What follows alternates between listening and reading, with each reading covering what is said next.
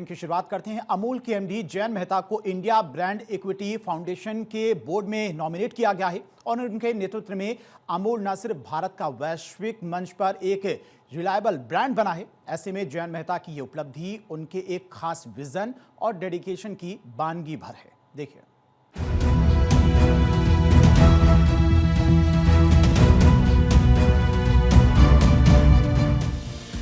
अमूल के एमडी जयंत मेहता के नाम एक बड़ी उपलब्धि जुड़ गई है।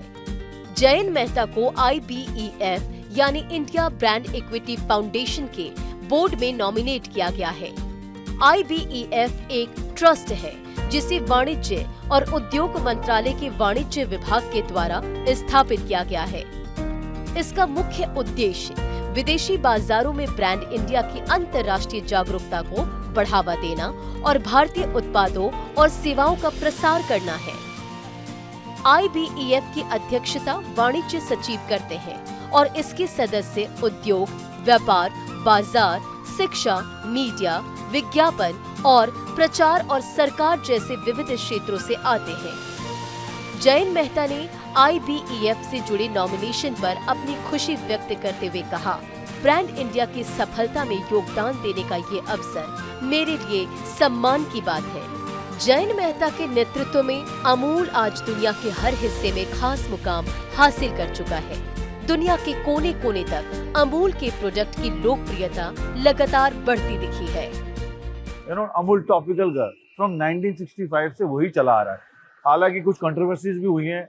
जहां तक मुझे याद है, एग्जिट द ड्रैगन जब हुआ तो अमूल के ट्विटर हैंडल को ब्लॉक कर दिया गया ट्विटर के द्वारा, बट आप लोगों की जो स्ट्रैटेजी थी वो कभी चेंज नहीं हुई। तो उसके बारे में आप क्या बोलेंगे, अमूल टॉपिकल गर्ल के बारे में, और आपकी जो स्ट्रैटेजी है उसके बारे में बताइए। Consistency in advertising and communication is a hallmark. दो फायदे हैं उसके, कंज्यूमर को एक ब्रांड रिकॉल और एक फेमिलियरिटी रहती है, और दूसरा खर्चे आपके कम होते हैं, और तीसरा हमारा अम्ब्रेला ब्रांड है तो अमूल नाम के सभी प्रोडक्ट्स मिलेंगे। तो अमूल की किसी भी चीज का इश्तेहार देखा आपने तो बाकी सब प्रोडक्ट्स को उसका रब ऑफ मिलता है। अब बात रही ब्रांड की और पोजीशनिंग की, सो 1965 से अटरली बटरली डिलीशियस अमूल बटर के नाम से ये कैंपेन चल रही है। अमूल की गर्ल तब से लेकर आज तक 6 साल की रही है और देश के कोई भी brand young also. Then comes Amul the taste of India. ये हमने 1994 में ये स्लोगन बनाया था। 96 में जब से हमने आइसक्रीम लॉन्च किया, रियल मिल्क रियल आइसक्रीम के पोजीशन पे ब्रांड चल रही है। Very simple and clear. या और सन 2000 से अमूल दूध पीता है इंडिया। दूध के जो वैल्यूज है, दूध के जो गुण है वो विश्व में सबके साथ कनेक्ट करते हैं। तो उस विश्व के जनता को कनेक्ट करने के लिए हमने बी मोर मिल्क कैंपेन की। जयंत मेहता पृथ्वीराज चौहान के वंशज है। ये सच में एक बड़ी उपलब्धि है। कहते हैं कि हर किसी को किसी न किसी तरीके का मोटिवेशन लाइफ में चाहिए, तो मेरा मोटिवेशन श्री जयंत मेहता थे।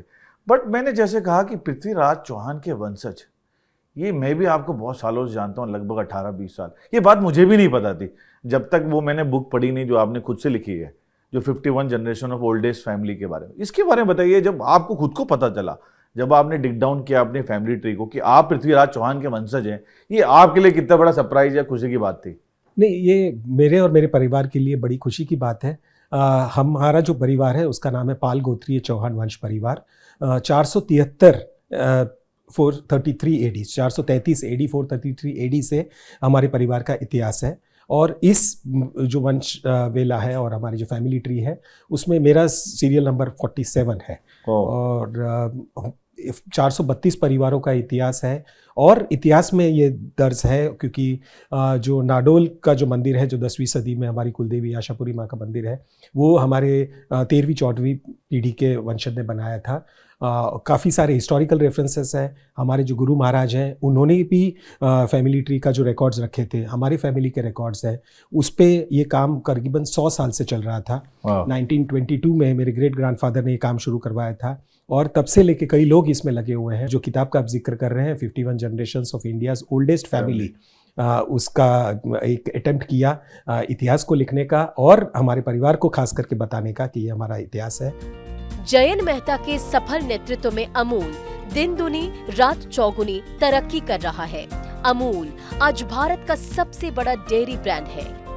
ये न केवल देश में लाखों किसानों की आजीविका का आधार है, बल्कि वैश्विक स्तर पर भी अपनी मजबूत पहचान रखता है।